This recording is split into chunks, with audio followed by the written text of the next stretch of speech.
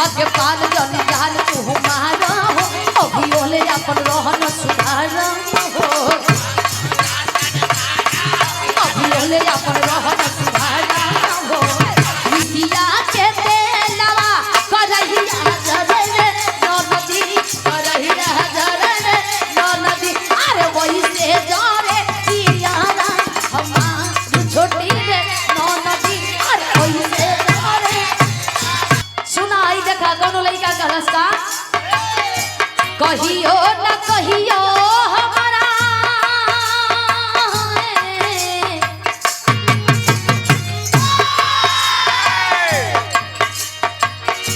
कहियो न कहियो हमारा आँखियाँ के बार से सीकार हो कबूल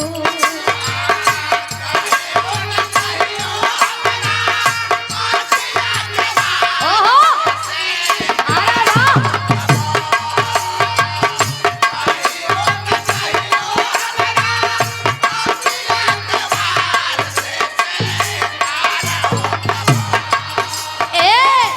कहियो न कहियो हमारा आँखियाँ के बार से सीकार हो कबू कि जहिया मिलबुए करे जतू मार हो कबू कि जहिया मिलबुए करे जतू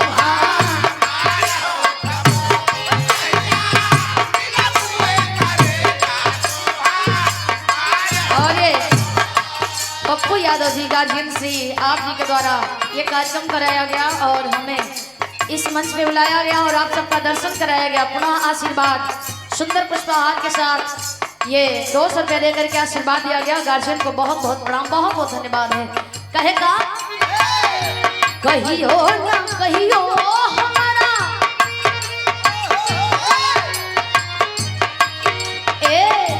कहियो ना कहियो हमारा आँखियाँ के बार से सीकार हो कबू कि जहिया मिलबुए करे जतू मार हो कबू हो जहिया मिलबुए करे जतू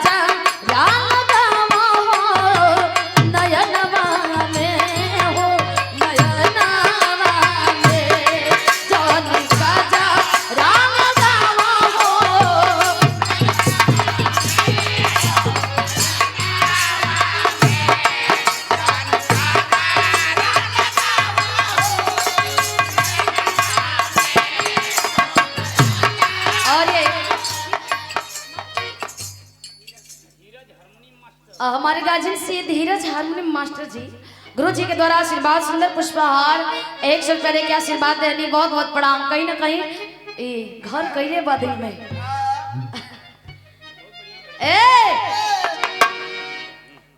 लग रहा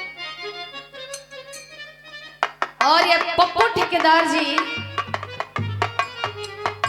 सिलोखरा कोल्ड स्टोर आप जी द्वारा 51 रुपये का आशीर्वाद बहुत बहुत प्रणाम।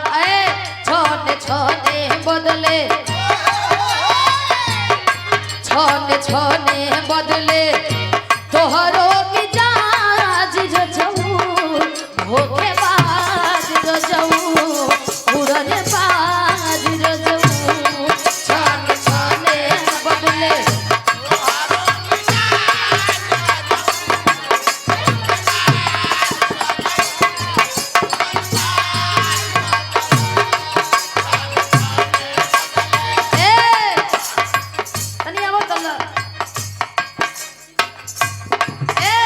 भाग्य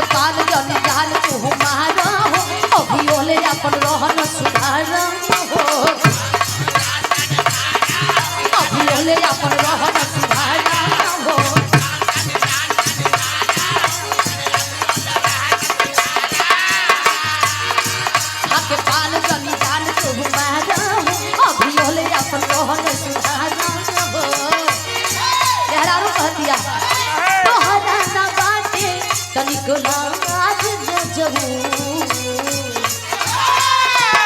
तोहरा न बाटे तनिको लाज रजऊ ए छल छल बदले छल छल बदले तोहरो मिजाज रजऊ धोखेबाज रजऊ उड़ने बाज रजऊ छल छल बदले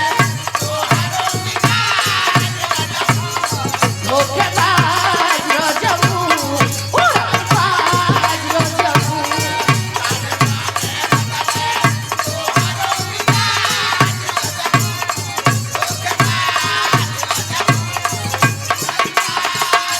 और ये सूरज यदुवंशी भाई के हारमोनियम मास्टर हैं, हमारे गुरु तुल्य गुरु जी हैं।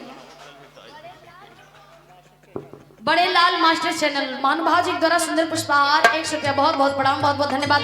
दरोगा जी के एक फरमाइश रहे,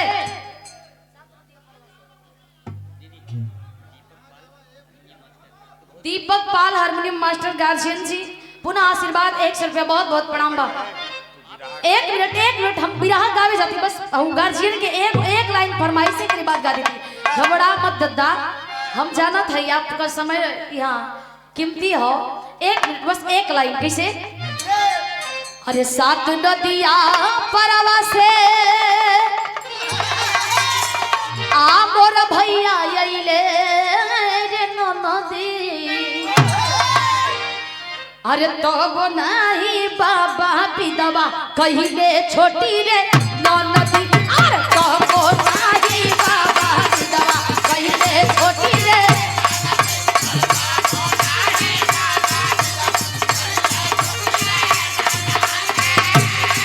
अरे हिसिया के तेलवा करहिया जरे रे नदी, करहिया जरे रे नदी, अरे वही से जरे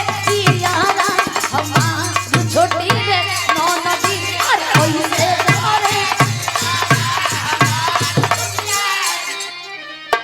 100 रुपया आशीर्वाद है दरोगा यादव दरोगा जी प्रतापगढ़ से, बहुत बहुत प्रणाम।